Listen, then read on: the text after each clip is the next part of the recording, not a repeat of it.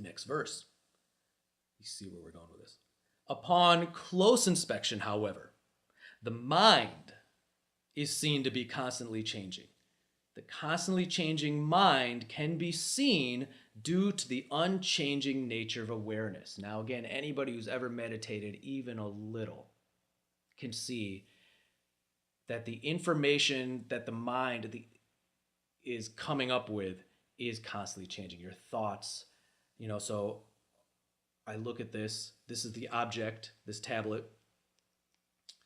I can't even call it a tablet yet. Let's say take this object, light reflects off of it, hits my retina, fires up those retinal cells. That information is passed on to my mind.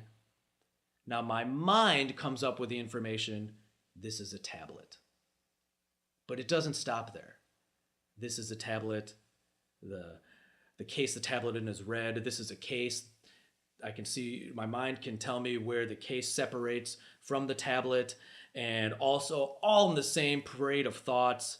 I am this person watching this, and pretty soon it delves into difference between iPads and Android tablets and Windows tablets, and which one is better. And next thing you know, I'm running through a to-do list in my head of all the stuff that I've got to do that day, right? Like the thoughts are just going crazy, right? They're going up and down and all over the place.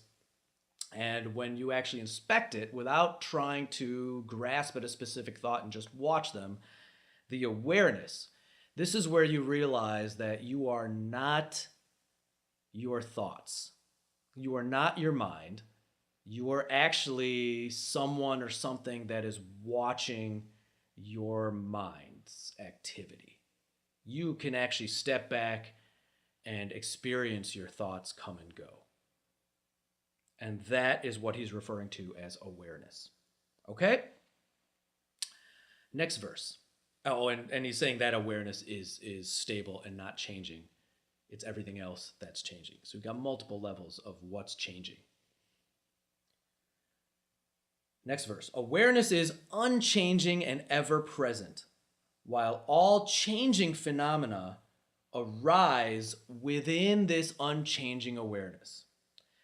And that has to be so because we've seen this reverse version of whatever butterfly effect, this reverse thought process. Let's start with the awareness. The awareness is stable and it notices the mind's activity.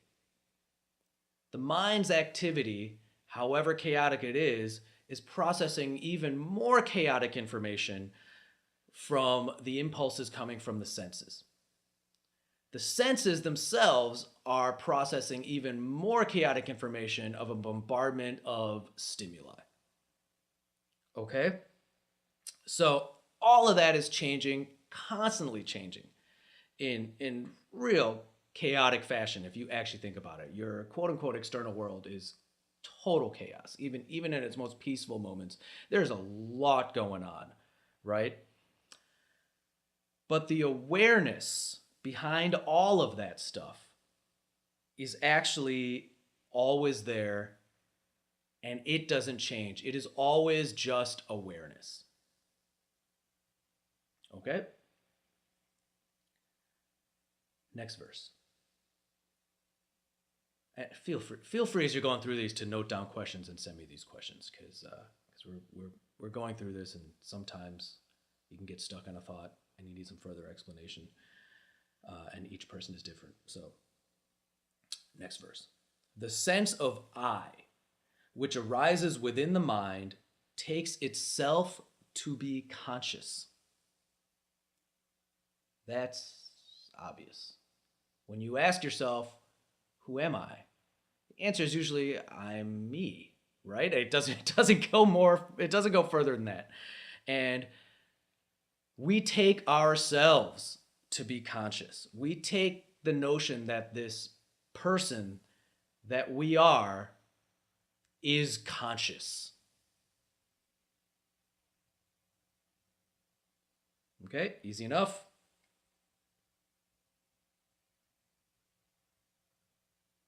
The next verse. The sense of I appears to be conscious because it has identified itself with awareness within which it arises. So now we're starting to go from the obvious to the brief opening of where enlightenment's going to start coming through, right? We're now taking ourselves to your mind's going to start to be blown here if you haven't come to this conclusion before. Just starting. It's just the door's cracking open and that you're about to step through. The sense of I appears to be conscious because it has identified itself with awareness within which it arises. So if you think about it, so let's go back to the mind. So let's forget about all the objects you sense, your sensations themselves, the senses themselves from vision, hearing. Let's forget about all that. We can now take for granted that that's base level stuff, real processing is going on in our minds. And our minds are a series of moving thoughts that we are aware of. We're aware of these moving thoughts. Now, your sense of I, when we stop and really look at it, is a thought in itself. This whole concept, I am me, is a thought that arises in your mind and also dissipates in your mind, which gives way to other thoughts, like, what do I want to have for dinner?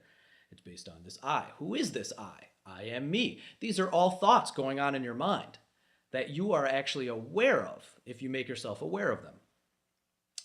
So that sense of I seems to be conscious because it associates itself with the actual awareness that is watching it.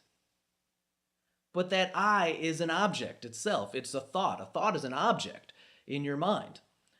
The awareness is watching that thought, I am me. Okay? So, it gets a little confusing, but that's what's going on here. Your sense of I am me, is really the notion that you feel that you are a conscious being is not necessary. It's a bit of an illusion. You, as this body and mind inside a physical body, that notion that that is you and you are conscious is illusory because you have identified yourself, your sense of I has identified itself with the awareness that is actually watching all of that. Okay. Next verse. So this explained a little better. The sense of I identifies itself with awareness as a result of three factors: the movement of the mind within awareness, the movement of thought within the mind, and ignorance of the awareness itself as the underlying essence. So, the first two parts are nothing to worry about, right? So, the I identifies itself with this awareness simply because the mind moves in front of this awareness. Thoughts move within this mind that you have. And those aren't a problem at all.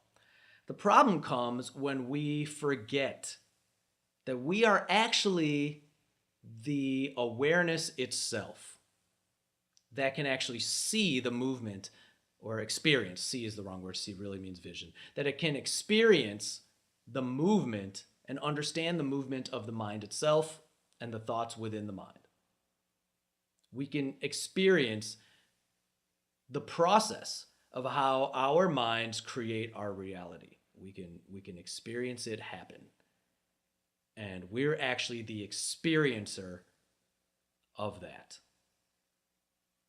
And then we'll get, which actually gets to a little more, those of you who've actually jumped ahead in non-duality lessons will actually, your hands are going up right now saying you can't be an experiencer of the experience. It's all just the action of experiencing itself. But let's not go there yet, okay?